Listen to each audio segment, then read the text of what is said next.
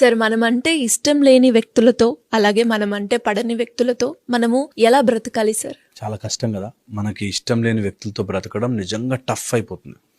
కొంత తప్పించుకోలేం. ఒక స్టేజ్ వచ్చాక ఇంకా వాళ్ళు ఇష్టం లేకపోయినా భరించాలి. పిల్లల కోసమో లేకపోతే సొసైటీ కోసమో, కొంత ఆఫీసుల్లో అట్లా వాడి ఇష్టం ఉండడు కానీ తప్పదు, వాళ్ళతోనే ఉండాలి. Unavoidable situation. అన్అవాయిడబుల్ సిచ్యువేషన్స్లో బ్రతకాల్సి వస్తుంది. ఒకవేళ ఇట్లా ఉంటే ఒక fantastic concept living with the tough friends అని. వాళ్ళు యాక్చువల్గా మన ఫ్రెండ్స్. ఓకే, ఎందుకంటున్నా అంటే వాళ్ళు మనకి చాలా నేర్పిస్తారు.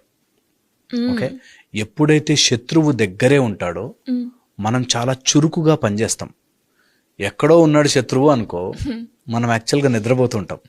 సో ఎప్పుడైతే టఫ్ పీపుల్ మన దగ్గర ఉండి ఆర్ మనని టార్చర్ పెట్టేవాళ్ళు, ఇష్టం లేని వాళ్ళు మన దగ్గర ఉంటే మనం చురుకుగా మారాలి.